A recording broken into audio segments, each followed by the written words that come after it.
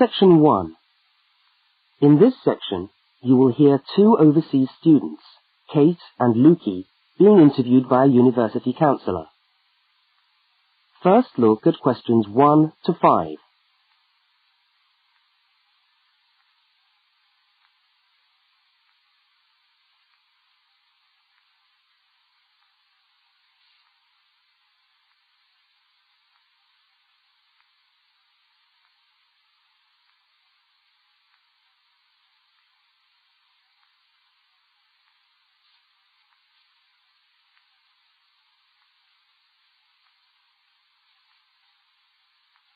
You will see that there is an example which has been done for you. On this occasion only, the conversation relating to the example will be played first.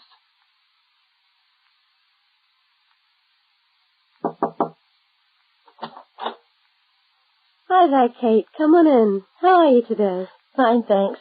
Hi, Lukey. How's things? Okay. Well, as I explained on the phone, I'm a counsellor here at the Student Services section of the university. And I'm interviewing overseas students to help me draw up a guide for new students. So I'd be grateful if you could tell me a little about your time since you've been here in Cambridge. Right. Yeah. Now, Kate, let's start with you. Okay. This is your second semester, isn't it? Could you tell us something about your first impressions of the town when you arrived? Yeah. Well, first of all, I was struck by how quiet it is here in the evening. Kate's first impression of the town is that it is quiet in the evening, so quiet is the answer. Now we shall begin. You should answer the questions as you listen, because you will not hear the recording a second time. Now listen to the first interview with Kate and complete the notes by filling in the numbered spaces 1 to 5.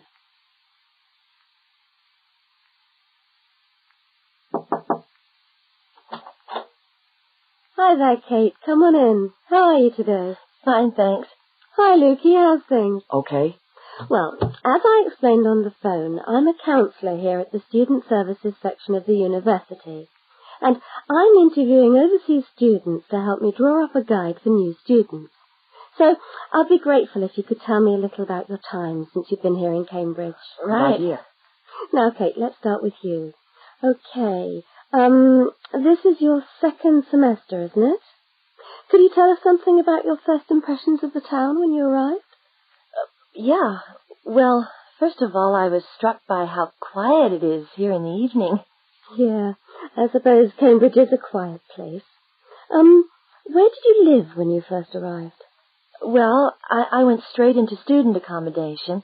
It was a kind of student hostel. Ah, right. So, you didn't have to worry about doing your own cooking or anything like that? No, but sometimes I wished I had. The food at the hostel was awful. Oh, dear. But how were the other students? To be honest, I haven't managed to make many friends, even though the place is full. People seem to keep to themselves. They're not really very friendly. Oh, I'm sorry to hear that. Well, what about the actual course? You're studying, I'm doing a master's by coursework in environmental studies. Oh, right. And how are you finding that? Yeah, well, it's been pretty good, really. I've enjoyed the course, but I feel there hasn't been enough contact with the lecturers. Oh. They all seem to be incredibly busy. The only chance I've really had to talk to them was on the field trip. Well, that's no good. Mm-mm. Could anything be done to improve the course, in your opinion? Well, I think it would be helpful to have meetings with lecturers on the course. Say, once a fortnight, something like that. Regular meetings. Uh-huh. Yes, that could certainly help. Now, Kate, we'll come back to you in a minute, but I'd just like to ask Lukey some questions. Before they continue the interview, look at questions 6 to 10.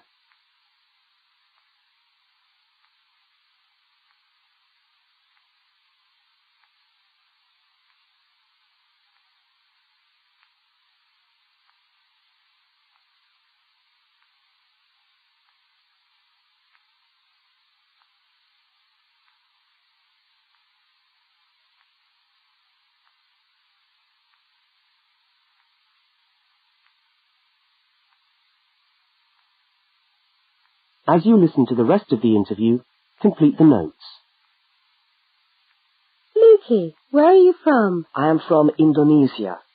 And how did you find Cambridge when you first arrived? Well, I like it here. I think the city is very beautiful. What about your accommodation? Was that okay? Yes, okay. At first, I stayed with a family for 3 months. They were very kind to me, but they had 3 young children, and I found it difficult to study. Right, I see. So after 3 months, I moved out, and now I live with 2 other students in a student house. It's much cheaper, and we like it there. Good.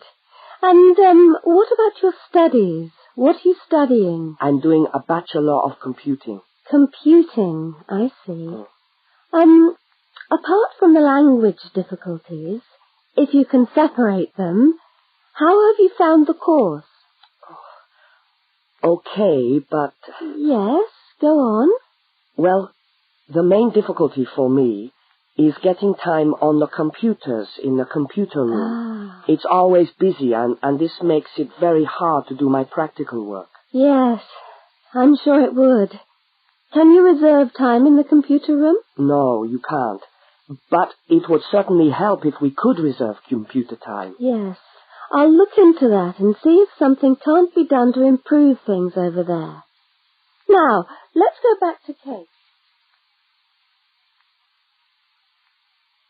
That is the end of section 1. You now have half a minute to check your answers.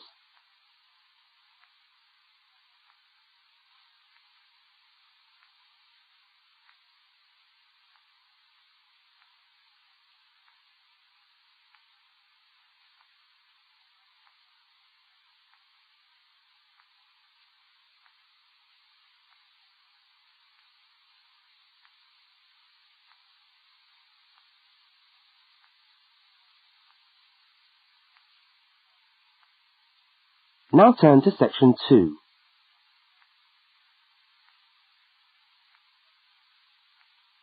Section 2. You are going to hear a radio talk about buying a bicycle. First, you have some time to look at questions 11 to 20.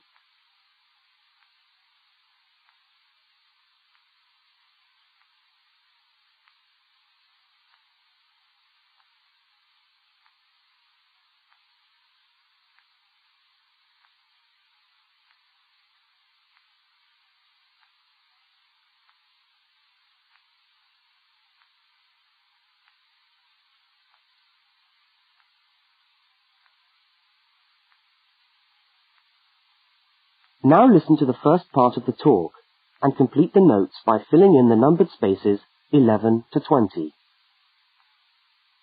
Well, last week we talked about buying camping equipment, and today I'd like to talk to you about buying a bicycle. A simple enough exercise, you might imagine, but there are lots of things to look out for to make sure you get the best deal for your money. Well, the range of bicycles is enormous. There are racing bikes, touring bikes, mountain bikes, or just plain ordinary bikes for riding around town. They vary enormously in 2 basic ways: price and quality. This means that the choice you make will probably be determined by the amount of money you want to pay, your own personal needs, what is actually available, or a compromise of all 3 things. However, in broad terms, you can spend anything from $50 to $2,000 on a bike, so you'll need to know what you're looking for. Single-speed cycles, that is bikes with no gears, are really only suited to short, casual rides. Their attraction is their simplicity and reliability. After years of neglect, they still manage to function, though not always too efficiently. If it's basic transport you're after, then you can't go wrong. 3-speed cycles, on the other hand, are all that is really necessary for most town riding, going to the shops and things like that. Like the single-speed bike, they're simple and reliable. If you are going to be going up and down lots of hills, then you'll probably want something more efficient. 5 and 10-speed bicycles are best suited to riding over long distances or hilly terrain and to serious touring. So if it's serious touring you're interested in, get a 5 or 10-speed bike. However, it's worth remembering that the difference in price between a 5 and 10-speed cycle is usually very little, and so it's well worth paying that little bit extra to get the 10-speed one. So I would tend to recommend the 10-speed bike as the price is similar. However, you'll be getting better quality components. Now the next thing we need to look at is size. Buying a cycle is like buying clothes. First of all, you find the right size, and then you try it on to see if it fits. Contrary to what you might imagine, the size of the cycle is not determined by the size of the wheels, except in children's cycles, but by the size of the frame. So you'll need to measure the length of your legs and arms to get a frame that is the right size for you. Well, that's all from Helpful Hints for today. That is the end of section 2. You now have half a minute to check your answers.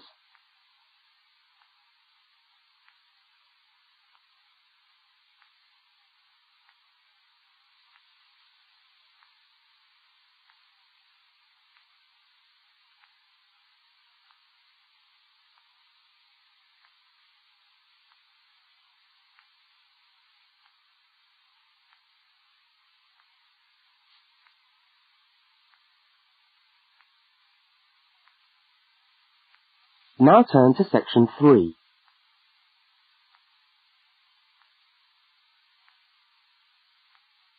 Section 3. In this section, you will hear a conversation between two students, Fiona and Martin, talking about a tutorial topic. First, look at questions 21 to 24.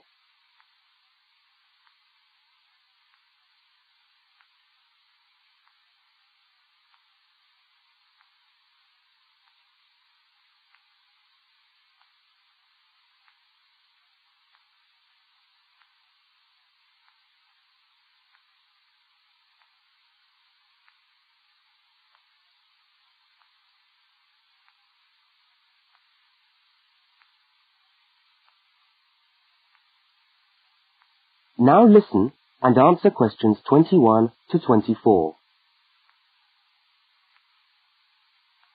Hi there, Martin. How are you going with your Australian Studies tutorial paper? Oh, good. I finished it, actually. Lucky you. What did you do it on? I'm still trying to find an interesting topic. Well, after some consideration, I decided to look at the history of banana growing in Australia. Banana growing? Yeah, banana growing. Fascinating, I'm sure. Well, it's not as boring as you'd think. And I wanted to tie it into the work I've been doing on primary industries and the economy. Anyway, I bet there are a few things you didn't know about bananas. Such as? Such as the fact that bananas were among the first plants ever to be domesticated. Oh, really? Yeah, they're an extremely nourishing food. I suppose you're going to tell me the whole history of banana growing now, aren't you? Well, it'll be a good practice run for my tutorial next week. I'll do the same for you sometime. Okay, fire away. So where were these bananas first domesticated?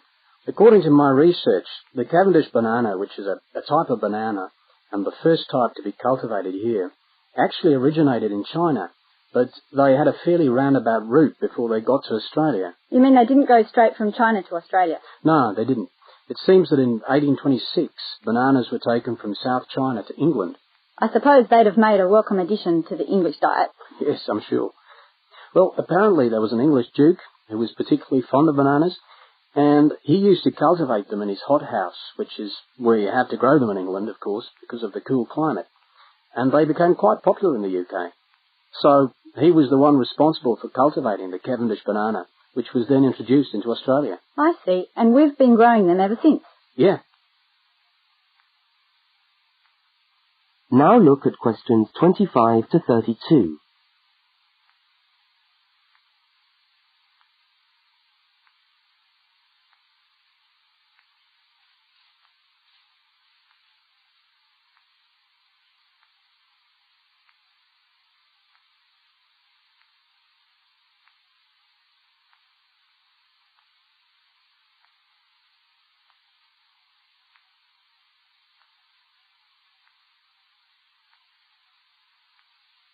As the conversation continues, complete Martin's notes.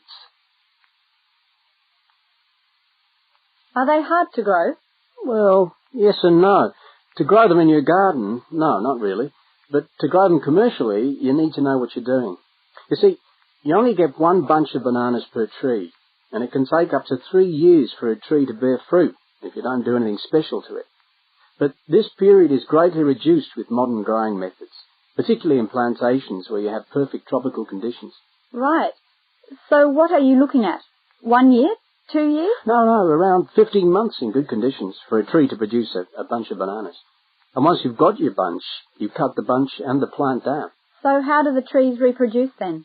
Well, bananas are normally grown from suckers, which spring up around the parent plant, usually just above the plant. They tend to like to grow uphill, or at least that's the common wisdom. So that's why banana plantations are usually on hillsides, is it? Yeah, they grow best like that. That's interesting. If you plant them in rich soil and give them plenty of water at the beginning of summer, then they should be well advanced by the beginning of winter, when growth virtually stops. But in a country like England, they're hard to grow. Although you can grow them in a hothouse. But in Australia, it's not difficult. No, though even here, the growers put plastic bags around the bunches to protect them and keep them warm. If you go up to the banana growing districts, you'll see all these banana trees with plastic bags on them. But how do they stop the bananas going bad before they reach the shops? Well, the banana bunches are picked well before the fruit's ripe. Once you cut the bunch, the bananas stop growing, but they do continue to ripen. The interesting thing is that once one banana ripens, it gives off a gas which then helps all the others to ripen. So they pretty much all ripen within a few hours of each other. Amazing. So do we export lots of bananas overseas to Europe and Asia, for instance? Well, oddly enough, no. I believe New Zealand takes a small proportion of the crop, but otherwise, well, they're mostly grown for the domestic market, which is surprising when you think about it, because we grow an enormous number of bananas each year. Yes, well, thank you for all that information. I'm sure the tutorial paper will go really well. You certainly seem to have done your research on the subject. Let's hope so. That is the end of section 3. You now have half a minute to check your answers.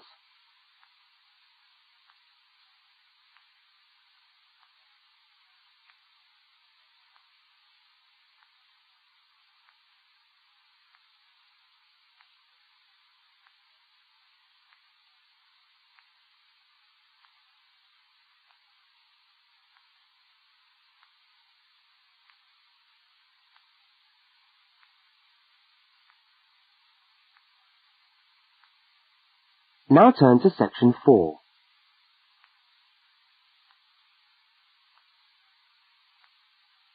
Section 4. You are going to hear part of a public lecture for new students. First, look at questions 33 to 35.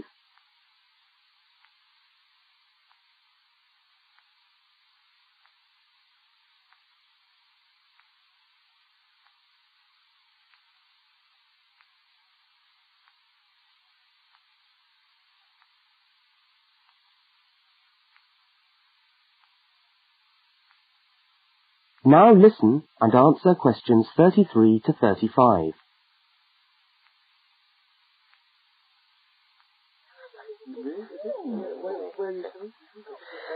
Good morning everyone, and welcome to our regular lecture on health issues. This series of lectures is organised by the Students' Union and is part of the Union's attempt to help you, the students of this university, to stay healthy while coping with study and social life at the same time. So, it's a great pleasure for me to welcome back Ms. Diane Greenbaum, who is a professional dietitian and who has been kind enough to give up her time in what I know is a very hectic schedule to come along and talk to us today. Thank you. Thank you very much, John. May I say it's a pleasure to be back. Now, stresses at university, being away from home and having to look after yourselves, learning your way around the campus, all contribute to making it quite hard sometimes to ensure that your diet is adequate. So, today, I'm going to talk about ways of making sure that you eat well, while at the same time staying within your budget.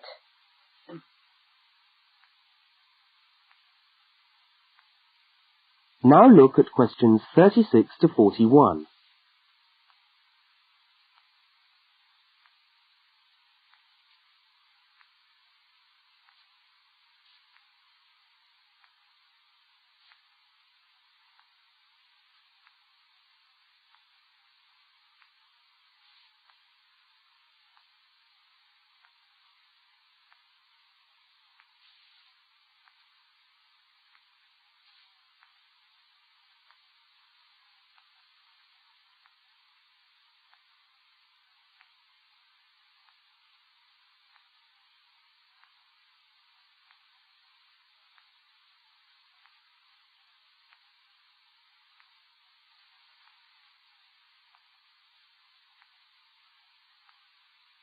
As you listen to the second part of the lecture, complete the notes and diagram in the spaces provided. If you have a well-balanced diet, then you should be getting all the vitamins that you need for normal daily living.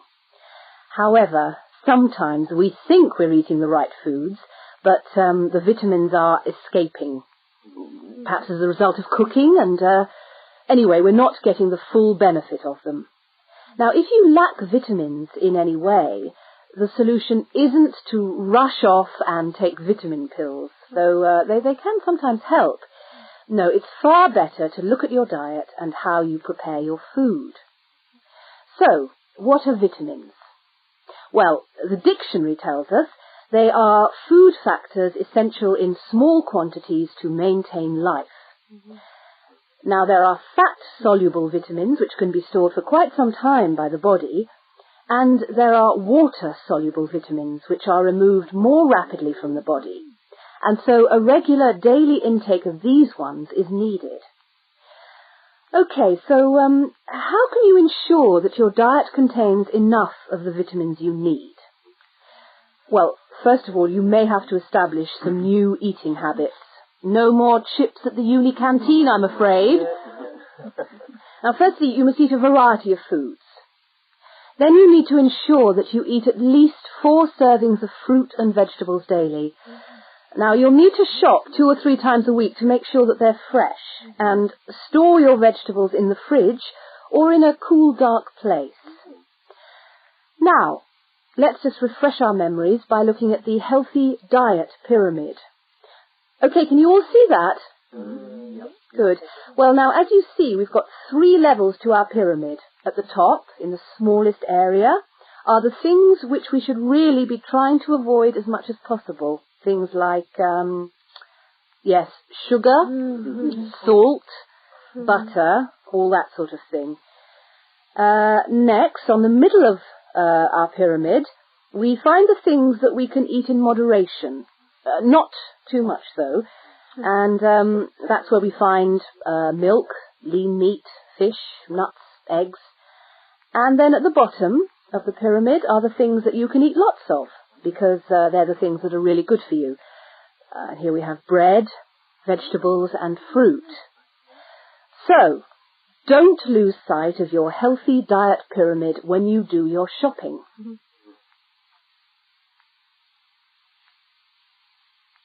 That is the end of section 4. You now have half a minute to check your answers.